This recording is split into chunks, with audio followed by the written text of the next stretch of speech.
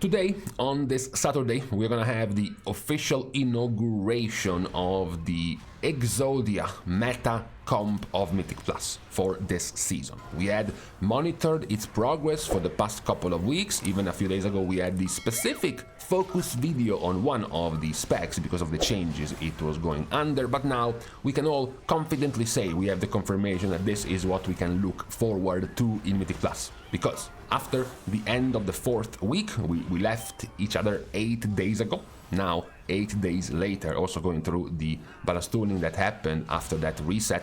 Now, we are halfway through the 5th reset of the season, and this is what we can see. What we can see is more growth. Now, Discipline breaks the 70% barrier of popularity, Vengeance breaks the 80% barrier, and then Unholy, Fire, and Balance together make up for 60% of the DPS choices. We can see it pictured in other ways, like for example the average score you will have of these specs in 7 to 19 key levels. You see the level of these 3 specs. You do see a few more quite high up in high keys compared to the all level keys, but still these 3 are the clear ones ahead of the rest. Of course, the same treatment will be given to tanks as well as healers. To show who's on top right now, you see an even larger gain in Raider IO's top keys. Just in less than a week, we went from 16s and a few 17s to multiple 18s being cleared, and even now the very first 19s being done with now this comp most of the time. Vengeance, Discipline, and then Balance, Unholy, and Fire Mage. Now, if we can look at one positive change between these popular specs compared to what we had last season, is that we had almost a full swap. We do have the combo breaker of Discipline Priest, because last season this was Protection Paladin, this was Frost Death Knight, this wasn't even here, and this wasn't even here. Instead, we had Augmentation Evoker, and then we had Enhancement Shaman. So 4 of the specs previously meta have been completely swapped around. The only one that continues and doesn't really want to know anything about losing any popularity is Discipline in the healing role. Now, about these 4 specs right now, starting with Balance. Now, Balance Druid is very, very strict in how they play and what they play. You can see even by scrolling through their talents being chosen, and you see no change. You see no difference. It's the same tooltips over and over because this is the same build run by all Balance Druids. There is not a lot of flexibility. If you want to see it as a negative, as a downside for the spec, there is not a lot of flexibility in the way Balance Druid plays. Also, the age-old adage of Balance Druid, it's not particularly varied in how they play. You start a mega pool by throwing down a ton of Moonfires as the tank is just grouping up. This is the first mega pool, the whole room of a workshop, the first pool. You place all of them down, then you throw down your CC, your Silence, your Vortex, your one single Sunfire, and then you pop your CDs and you go back and forth, back and forth, back and forth between your Starfire and your Starfall.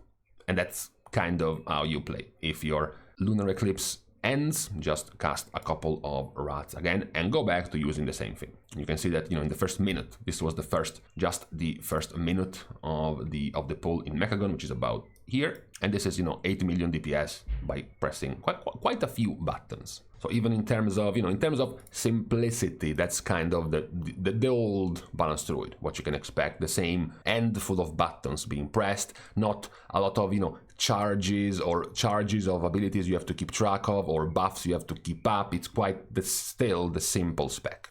When it comes to Fire Mage, well, at the very least, Fire Mage, yes, technically it is still very, very strict in the talents they are choosing. Now, as you can see, very little change in the options. At least we can still say it is somewhat different than the Fire Mage you are used to, especially if you played Fire in previous seasons. The new thing of this season is definitely that now the right side of the tree is actually playable. Yeah. Figures after 17 rounds of buffs with Blizzard trying to make everything around Living Bomb work. Now finally players gave up and said to Blizzard, okay, fine, we will start to play around with Living Bomb, we will start to play around Lit Fuse procs as well as Flame Strike for our AoE, which is not something that Fire Mage used to do before. For the longest time, Flame Strike wasn't even an option despite supposedly being your spender in AoE. Mages were ignoring it. They were just spreading their Pyroblast single target ignite with Fire Blast and using that as their AoE. But now we have instead also moved over in an era where Mage does use their zigzag on and off between Fire Blast and Flame Strike now, which admittedly does look somewhat similar to the zigzag we just mentioned for Balanced Druid whenever they have their combo going, right? For Fire Mage, it's a bit more condensed. Druid will have more, more unscheduled or like not nearly as precise windows of these kind of on and off between Starfire and Starfall, whereas for Fire Mage, it's a bit more strict, centered around your combustion windows, of course. And we can say that generally Fire Mage is more complicated, of course. You have to juggle more cooldowns, you have to track more things like the charges of your Fire Blast, the charges of your Phoenix Flames, lining up your combustions, but also things like your shifting power as well. Not things Balanced Druid has to deal with, so it is the overall more complex kind of spec. For Unholy, we can again say the same thing when it comes to their talents. They are all playing with the same talent build, what we also already went over, the Sun Lane build, ignoring pet talents almost completely. Instead, because you do no pet damage, you want talents that give you more flat overall damage, so your abilities can do more damage, like Morbidity to make the enemies take more damage, or Faster Might to give you more strength. These will work in giving you more damage to the things you want. Now, in terms of things you want, again, Unholy is not particularly challenging, right? There is the Mega Pull first. You pop your Album Limb, you pop your Dark Transformation, you put the file down, you pop all of your cooldowns, and then you spam your Vampiric Strike. And when you have enough Runic Power, you just use Epidemic for AoE. And that's it. That is your AoE. If enough enemies have died, okay, fine, we switch to single target. And that's your first minute of the first, of the first big pull of the fight. If we stretch this out here, that's a comfortable 25 million DPS, done by pressing those very few buttons. We have already talked about the RNG nature of this build, around, of course, the Blood Beast, around, of course, the explosion at the end of the Blood Beast. Blood is life. In this pool alone, it gave you 7 million DPS. Guess what this is? Yes, that's the blowing up of your Blood Beast. Who changes at the very least a little bit more is Vengeance, who has a few more choices and options in their talents. As you can already see here, some choices being taken, some choices not. Mostly about still the ones sticking to playing down the side of Spirit Bomb and the ones abandoning the side of Spirit Bomb. So you have some choices going down this side of the tree, over going for more Fiery Brand synergy, and as well as your Sigil cooldown down this side. So you have a few more options for Vengeance. And then what we just had a video about, which was Discipline, right? This hero talent we mentioned prior, we had still a few Void Weavers being shown in here. Now they are kind of like gone away. It's mostly just all Oracle. Oracle does still have, because it's one of the newer changes, still some tinkering around with talents. So you do have some options to go for mana regen or extension of your Shadow War Pain on one target, more damage on Shadow War Pain or more Atonement Healing. You have the option between Inescapable Torment and your Castigation. You can put these two talents here. Instead of giving you more haste, you can put them right over here. There is still a few options, but nothing major. The big talents that matter are still there being taken. The new power of this build, is of course what we had already a video about, and what you are seeing right now in the footage in this video, the massive value in its Absorb Shields. As you can see, this fella is averaging 4.5 million Absorb Shields with their Power Shields. And that means that practically 50% of your health, whenever you cast Power Shield, you will get protected by, which is basically a defensive on a 6-second cooldown, which is why it makes it so powerful. And because of your talents, you have the options to make this Power Shield last for upwards of 20 seconds. You have a 15-second base duration of Power Shield, and then you run with Eternal Barrier, which makes it 20 seconds long. So it's perfect in those fights where the bosses do no damage until they hit a couple of players with some massive dots. You have 20 seconds of time to set up your Power Shields before the damage even happens. That's what makes it even more powerful. Now, the one change you can see here, let's see if you can notice some pattern recognition skills down this side of the specs. Now this is balance, and then we move over to Fire Mage, and Fire Mage also has some, some similar things. Unholy DK will also have them even more clearly similar. And the thing they have in common, these specs, is that they are mostly all playing with Cyrce's Circlet. We are playing with the default, the most used setup of this ring, which is the mega stacking of stats, right? This is perhaps the bigger change when it comes to discipline. As you can see here, the mega stacking of these stats is gone. Now there are very few specs still playing with this ring. And the reason is simple, this is no longer needed. When you swap over to Oracle, you lose more value of your mastery, because yes, it gives you value on your absorb shields, which you still value with your power shield, but also the value of your atonement, which is now much less powerful because you heal way more with direct healing. And what you care more when you heal with direct healing is crit.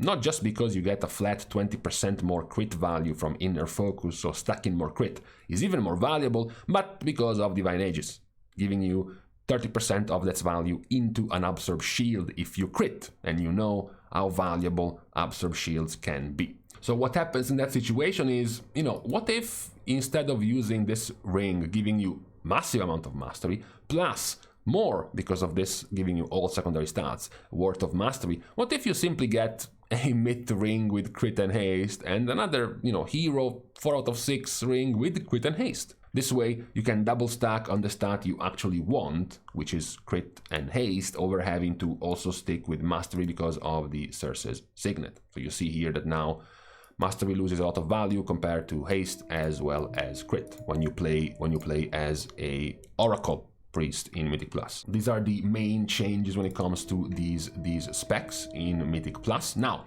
the comp, of course, is much more visible now in the very high keys. As you can see now, we have a much more standard set of colors at this level. To reiterate as to why it has gotten so much better and so much simple to run this priest as a Oracle, because we had the whole discussion about, yes, but, if you play Oracle, you lose a ton of DPS, because Discipline Priest now, as you can see, suddenly tanked in damage. It used to be here, close to Mistweaver, and then all of a sudden just lost a ton of damage because Oracle doesn't really do that much damage.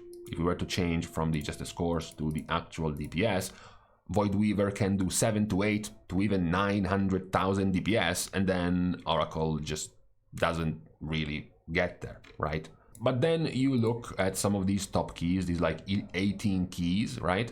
Dark Flame Cleft was clear with almost 5 minutes ahead of time, almost 5 minutes ahead of time, again, almost 5 minutes ahead of time. The Motherload was 3.5 minutes ahead of time. This one was 3 minutes ahead of time.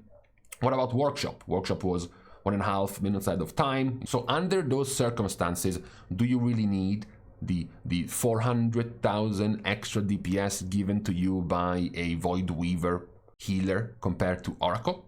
Obviously not. Obviously, it would have been much better for you to be way more safe and protect your DPS much better by playing Oracle when you can finish this much earlier. And yes, sure, sometimes it's not always like this. We can move over to the depleted keys, for example. This key was depleted by being 0.7 seconds out of time. This one by being 15 seconds out of time. This one by being 18 seconds out of time. Yes, under these circumstances, if you were playing Voidweaver, you would have timed the key, because it would have had more damage than Oracle. But then you would have the question, was Voidweaver actually going to save the life of these DPS in multiple occasions as much as an Oracle Priest would have? And that in that case, the answer would be likely no. That's why you have the trade-off between these two hero talents. Not really much of a trade-off for the other specs, as there isn't really any trade-off to be had for these specs currently all playing the same setup in Mythic Plus. You can now see a more advanced, interesting setup like the Mythic Plus group compositions. As always, you have the popularity of Retribution Paladin at all key levels still being there. Obviously, if you start increasing a bit the level, then this is what you see, right? You have basically 1/3 of the runs being the main comp, and the only few options you can see will be swapping out the Fire Mage for the Elemental Shaman, or swapping out even the Balance Druid for the Red Paladin. Those being the only two other options besides the main choices at 14 and higher keys. So we now know that this is what we can expect going forward in the season. What will be the meta pick is this comp right here. We have seen it grow in the past couple of weeks. Now it's more certain. It's more guaranteed. Now we know that this is what we can expect for the high level of Mythic Plus for the time being. Obviously, what also has some value is the balance tuning. We expected would come this reset, which didn't, so we are planning maybe next week to have more balance tuning. At this point, it's unlikely to imagine some of these specs being nerfed to the degree that would completely drop them out of the meta, especially after the latest balance tuning actually buffed Balance Druid and already nerfed Fire Mage. So the passes on these two specs supposedly is already gone through. We can't expect any more. You also had Discipline already nerfed, a 4% in healing, and their lenience in damage reduction nerfed from 3 to 2%. So it makes it even less likely for this to be touched by Blizzard. Perhaps it still will, because the value of the Absorb Shield have been a problem, but if anything, perhaps the biggest change it will bring in having more Discipline Priests moving back to Void Weaver, perhaps, but the change of spec is unlikely. This was the review of the currently most popular specs in Mythic Plus, confirmed, even in this week, confirmed most popular specs in Mythic Plus, how they work, how they are currently playing as, what have been the changes in the past few weeks, some of the changes in the past few weeks in their playstyle or in their builds, and then eventually the possible, but at this point somewhat unlikely, wait for any decisive balance tuning. As we said, the first round of balance tuning would have been more focused around the raid, and it indeed was more focused about the raid. Now, the next round of balance tuning will be more likely focused around Mythic Plus values, Mythic Plus specs and results. So perhaps that will have more of an impact on this current situation. But for today, halfway through week 5 and on the weekend, it is now time to leave each other. We're starting as usual the goodbyes by thanking everyone for having watched the video, together with, of course, everyone else who has been supporting completely for free by liking and commenting down below, as well as subscribing to the channel itself. Now, with these things out of the way, thank you guys again for watching. See you guys tomorrow, and in the meantime, I like it when you are just phasing out, and then you're like, let's make a video, and then you look at the time, and it's like, you forgot you were supposed to be eating like 2 hours ago. Whatever, I guess.